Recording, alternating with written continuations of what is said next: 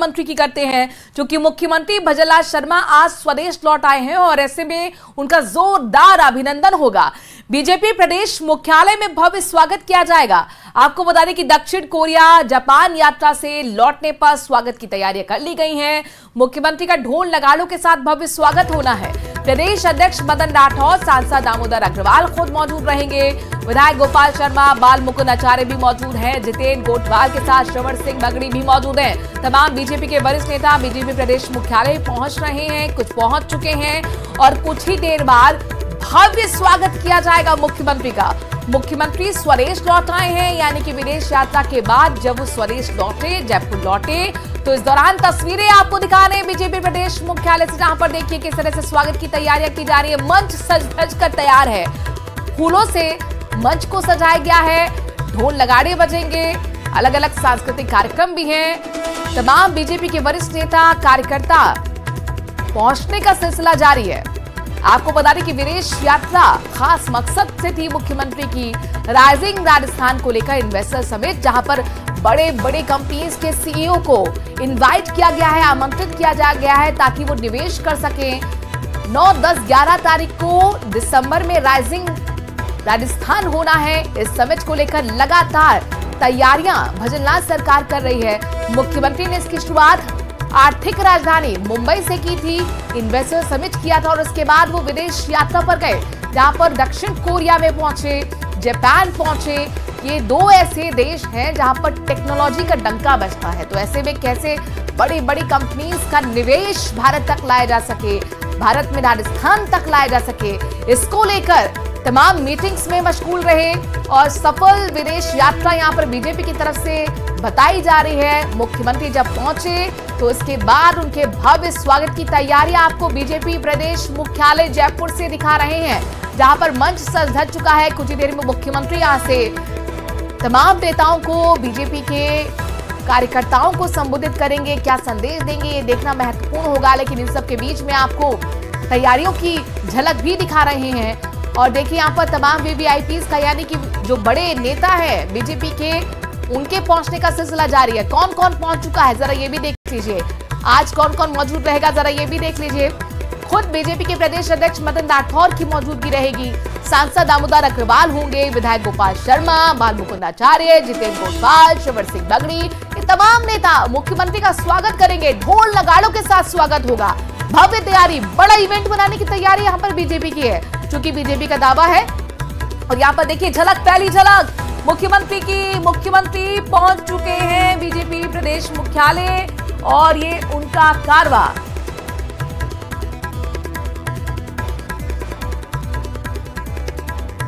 निवेश ला करके और यहाँ इसको औद्योगिक वातावरण बनाया जाए और इसके लिए हर संभावना की तलाश की जा रही है। कि राइजिंग राजस्थान में भी जो हमारा एक बहुत बड़ा इवेंट होने जा रहा है, उसके लिए मुख्यमंत्री जी विदेश जाकर के ये प्रयास कर रहे हैं कि वहाँ से इन्वेस्टर हमारे यहाँ आए। ऐसी नई तकनीक जिसके माध्यम से, चाहे वो अक्षय ऊर्जा की हो, चाहे वो एनर्जी के लिए स्टोरेज की हो, या फिर नए उद्योगों के लिए ईवी के जो हमारे नई टेक्नोलॉजी है उसके माध्यम से हम अपने ईवी व्हीकल का एक यहाँ पर भी उत्पादन हो और वो चले। ये सब चीज़ों पर हमारा राजस्थान में आज बड़े स्तर पर काम हो रहा है और मैं समझता हूँ कि जिस तरह से राइजिंग राजस्थान के प्रति जो उद्योगों का जो इसके प्रति लगाव दिख रहा है और यहाँ इन्वेस्ट दिख रहा है, वो निश्चित रूप से एक बहुत बड़ा इन्वेस्ट राजस्थान में होने वाला है आने वाले समय। रिन्यूएबल एनर्जी को लेकर राजस्थान एक हब बनने वाला है, क्योंकि पहली पसंद अब राजस्थान हो गया है। तो इन्वेस्ट समिट जब होगी उसमें क्या उम्मीद है आपको?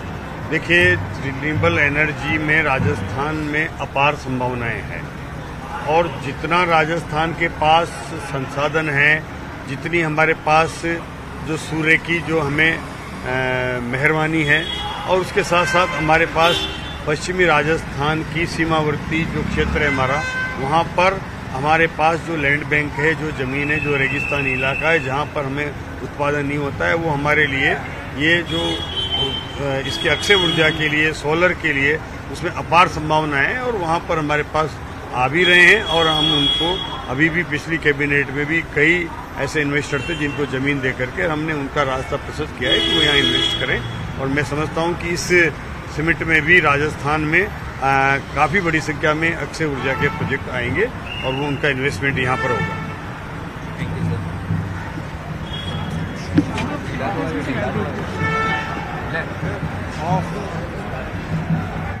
अरे जब मुख्यमंत्री यहां पर पहुंचे हैं दिल्ली और कुछ ही देर में जयपुर पहुंचेंगे, सफल यात्रा, विदेश यात्रा बीजेपी बता रही है। उनका कहना है कि तमाम बड़ी कंपनीज हैं जिन्होंने दिलचस्पी दिखाई है राजस्थान में इन्वेस्टमेंट करने के लिए और यही मकसद था गवर्नमेंट ऑफ राजस्थान। इसी में मुख्यमंत्री भजनलाल शर्मा बैठे हुए हैं। सबसे पहली झलक एक्सक्लूसिव तस्वीरें न्यूज 18 राजस्थान दिखा रहा है।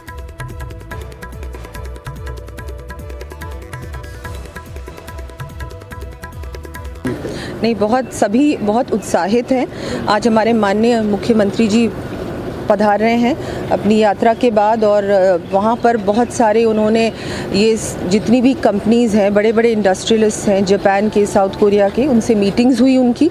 वहाँ पर बहुत अच्छे जो उनकी पूरी यात्रा है बहुत सफल यात्रा थी और हम सभी को बहुत अपेक्षा है कि हमारा जो राइजिंग राजस्थान दिसंबर में होने वाला है उस समय बहुत सारा निवेश आएगा, इन्वेस्टमेंट आएगा राजस्थान में, इंडस्ट्रियलाइजेशन बढ़ेगा, मैन्युफैक्चरिंग बढ़ेगी, टूरिज़्म इंडस्ट्री में भी बहुत सारी संभावनाएं हैं और वो सब हम लोग कर पाएंगे। बहुत सारे एमओयूज़ भी होंगे और एमओयूज़ धरातल पर उतरेंगे, ये बहुत बड़ी बात है और खुशी की बात है कि ये राजस्थान में हो रहा है। इससे हमारी जो रोज़गार की संभावनाएं हैं, रोज़गार बढ़ेगा और बहुत अच्छा है हमारी इकोनॉमी के लिए, राजस्थान की इकोनॉमी के लिए बहुत ज़रूरी था और ये हमारे मुख्यमंत्री जी जो कर रहे हैं, हम सब उनके बहुत बहुत आभारी हैं कि पहले ही वर्ष में इतना बड़ा कार्य करने जा रहे हैं।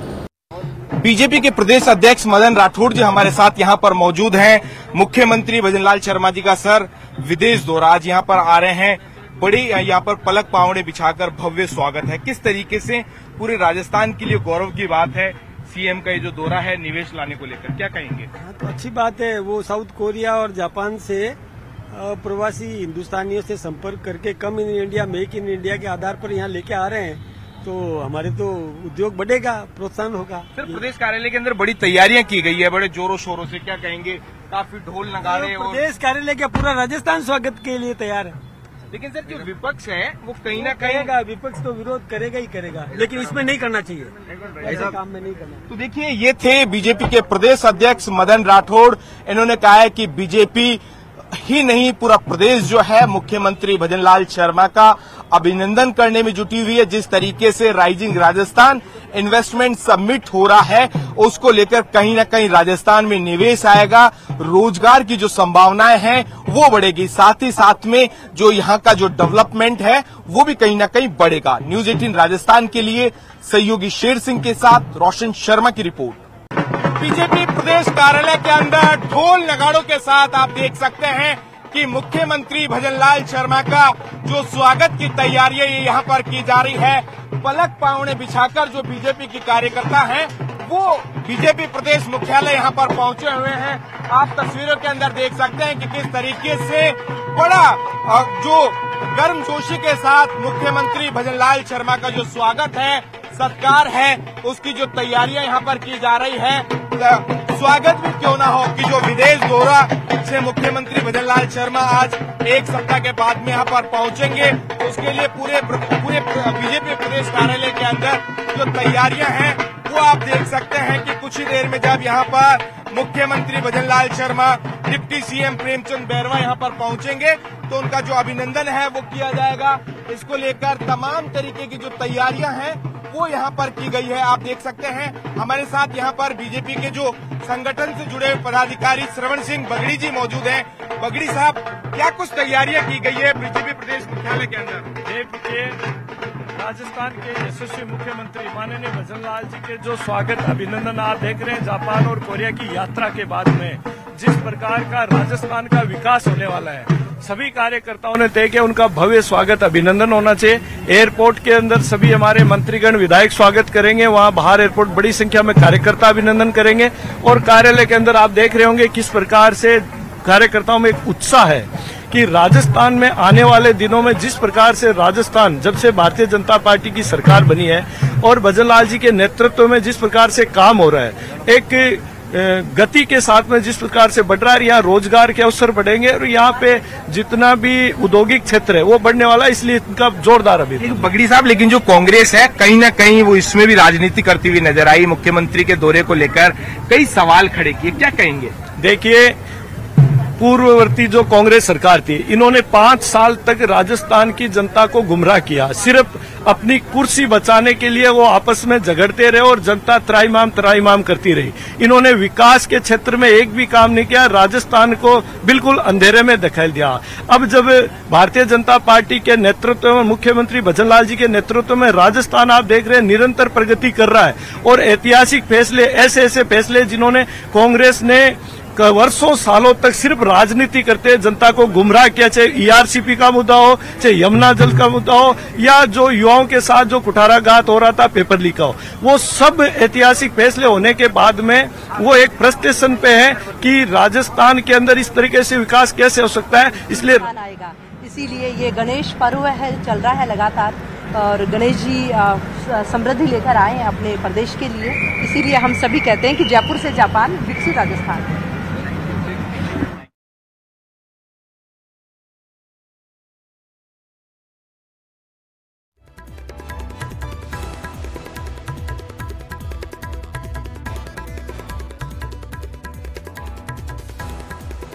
आपको दिखा रहे हैं 6 दिन की विदेश यात्रा जिसे बीजेपी सफल बता रही है। राइजिंग राजस्थान को लेकर तमाम बड़े इन्वेस्टर्स, तमाम बड़ी कंपनी के सीईओ से मुलाकात की गई है। लगातार आपको इस बड़ी खबर से अपडेट रूबरू कराते रहेंगे। बहरहाल खबरों में आगे बढ़ते हुए अजमेर से बड़ी खबर ले रहे हैं, जहां पर पुलिस ने अपहरण की कोशिश को फेल कर दिया। पुलिस ने महिलाओं को सकुशल बचा लिया है। पुलिस ने एक बदमाश को भी पकड़ा, 2 अभी फरार है। नाकेबंदी कर पुलिस ने बदमाश को पकड़ लिया। महिलाओं का मेडिकल कराया गया है। संपत्ति विवाद पर इन महिलाओं का किडनैप किया गया था। एनसीसी ऑफिस के सामने 2 महिलाओं की किडनैपिंग की ये वारदात तस्वीरें आपके सामने आ गई, जहां पर देखिए कार में जबरन महिलाओं को बैठाकर किडनैप की कोशिश यहां पर की गई थी, लेकिन पुलिस ने इन हौसलों को पस्त करते हुए किडनैपिंग की कोशिश को फेल कर दिया और एक बड़ी वारदात जो हो सकती थी उस घटना को यहां पर यहीं रोक दिया। अजमेर से बड़ी खबर है, तस्वीर आपके सामने ये वही कार है जिसमें देखिए जबरन यहां पर महिलाओं को ले जाते हुए किडनैपर्स नजर आ रहे हैं, लेकिन पुलिस ने नाकेबंदी की और आखिरकार महिलाओं को छुड़ा लिया। हालांकि बताया जा रहा है कि एक बदमाश तो पकड़ लिया गया है, 2 अभी भी फरार है। बेखौफ बदमाश देखिए किस तरीके से महिलाओं को जबरदस्ती गाड़ी में बैठाकर किडनैपिंग की कोशिश कर रहे थे। बताया जा रहा है कि इसके पीछे संपत्ति विवाद है, लेकिन आखिरकार अब सकुशल महिलाओं को छुड़ा लिया गया है। एक किडनैपर को भी पकड़ लिया गया है। 2 को पकड़ने के लिए नाकेबंदी चल रही है। मैं सुबह मैं उठी 7 बजे थी, ब्रश करके मैंने मोबाइल को जो उस पर लगाया, क्या कहते हैं, चार्जर पे, और दरवाज़ा खोलने लगी। मैं पीछे के कमरे में मेरा दरवाज़ा है, बाहर की तरफ खुलता है गली की तरफ। जैसे मैंने गली का दरवाज़ा खोला, वहाँ काली कार खड़ी थी, एक है ना, काली कार बड़ी सी खड़ी थी। मैंने किसकी कार खड़ी थी, मैंने दरवाज़ा खोला। जैसे ही दरवाज़ा खोला उसने मेरे को घसीट के 4 जने थे और 3 जने आए ऊपर, उन्होंने मेरे को घसीट के जो कार में डाल दिया और फिर मेरे कमरे में से घुस के और इसकी तरफ चल गए। मैं जोर जोर से चिल्लाती रही, इसका नाम मैं कुमकुम है पर मैं कुकू बुलाती थी, मैं कुकू जल्दी आ है जो क्या कहते थे, जोर जोर से चिल्लाती रही। फिर इसने बेचारी ये वहाँ से निकली, जैसे ही कमरे में से इसको उठा के ले आए। मैं अंदर घर में थी और क्या कहते हैं, जोर जोर से चिल्लाने की आवाज़ आई। मुझे लगा कि मेरी बहन चिल्ला रही है, रमा रानी जैन। तो मैं बाहर आई, मैंने इसके घर में बहुत सारी घंटी बजाई, इसने नहीं कुछ बोला। तो मैं दरवाज़ा यूँ खटकाने लगी, इतने में इसके घर में आदिल घुसा हुआ था। इसको उस पर डाल के, गाड़ी में डाल के इसके घर में घुस गया था। और है ना, आदिल ने क्या कहते हैं, आदिल ने मेरे को बोला तू बाहर आ जा, तू, और 2 जने थे और पकड़ के ना मुझे घसीटते हुए ले गए और मैं चिल्लाती रही लेकिन सुनी नहीं और मेरे को गाड़ी में जाके पटक दिया। चलिए खबर कोटा से। यहाँ पर बारिश के चलते पिछले कई दिनों से बंद कोटा खातौली श्योमपुर मार्ग पर अब फिर से रूट शुरू हुआ है, बहाल हुआ है। इस रूट पर चलने वाली रोडवेज बसों का भी संचालन शुरू किया गया है। रास्ता बंद होने की वजह से कई दिनों से बसों का सीसवाली, अंताक्यापत्थन और कापरेन होकर चलाया जा रहा था, जिसकी वजह से न केवल यात्रियों को परेशानी हो रही थी बल्कि रोडवेज को भी राजस्व प्राप्त नहीं हो रहा था। अब इटापा, खातौली, सोमपुर मार्ग फिर से शुरू होने के बाद रोडवेज बसों का संचालन यहां से शुरू हो गया है, जिसकी वजह से यात्रियों को भी बड़ी राहत मिली है। अब कोटा से खातौली, श्योपुर रूट पर हर दिन 6 बसें चलाई जा रही है।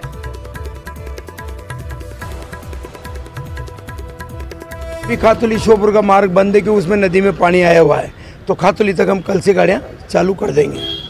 और इसके लिए जनता बहुत परेशान हुई, इसके लिए हमें भी दुख है, पर बाकी अभी राज्य सरकार का जैसा आदेश मिला वैसे हमने गाड़ियां चलाई हैं और कल से हम सारी गाड़ियों को सीधा रूट पे भेजेंगे। डूंगरपुर के तेजवट गांव में सरकारी शराब के गोदाम को चोरों ने निशाना बना लिया। गोदाम के ना ताले टूटे बल्कि ना ही दरवाजा टूटा और दीवार टूटी। इसके बाद भी गोदाम की महंगी ब्रांड की अंग्रेजी शराब चोरी हो गई। गोदाम में लगे सीसीटीवी में 2 चोर दिखाई दे रहे हैं। हालांकि पुलिस गोदाम के ही किसी कर्मचारी पर शक जता रही है।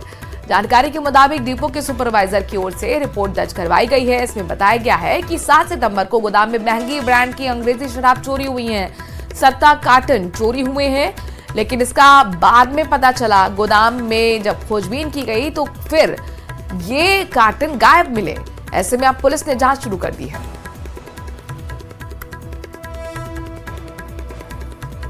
करते करते फिर हमने देखा तो लगभग 10 पेटी ब्लैक लेबल की और 2-3 पेटियां, वो 3 पेटी ग्लेनलिवेट की, 3 पेटी आरसी की और 1 पेटी ब्लेंडर की फिजिकल में कम आ रही थी।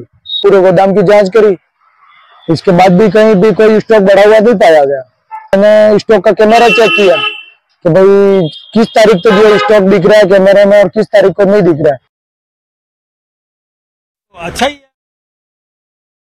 राजस्थान में उद्योग स्थापित होंगे तो राजस्थान में विकास होगा, तो हम तो पलक पावड़ा बिछा के और जो come in India, make in India के आधार पर जो आ रहे हैं उनका स्वागत करेंगे, उनको सहयोग करेंगे सभी प्रकार का।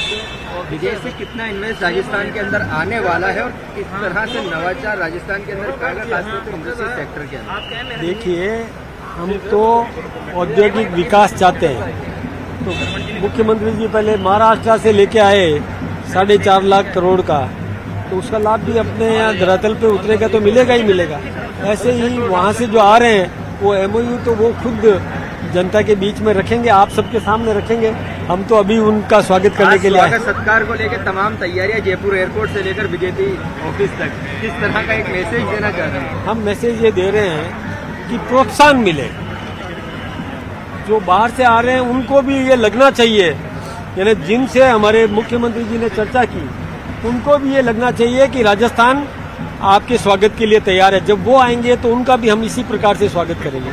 आज हमारे मुख्यमंत्री जी उनसे चर्चा करके आ रहे हैं तो हम उनका स्वागत कर रहे हैं, तो मैसेज सब जगह जाता है। जनता में भी ये मैसेज देना चाहते हैं हम, और जनता भी आतुर है। इससे पहले भी गाँव में इस तरह के आयोजन किए गए सरकारों ने, लेकिन देखने में मिलता है कि जितना हम दावे करते हैं उतना निवेश आ नहीं पाता है। इस बार अभी क्या अलग से प्लान है? मैं ये बताऊं कि अस्थिर सरकार यदि आमंत्रित करेगी तो कोई भी निवेशक अपनी गाड़े पसीने की कमाई वहाँ लगाएगा नहीं, क्योंकि सरकार अस्थिर है। जो सरकार अस्थिर है तो उस पर कोई विश्वास नहीं करेगा। हमारी सरकार स्थिर सरकार है, डबल इंजन है, मतलब दिल्ली में भी नरेंद्र भाई मोदी जी, राजस्थान में भी भजन लाल जी। तो उन उद्यमियों को, निवेशकों को ये विश्वास है कि ये जो कहते हैं वो करेंगे।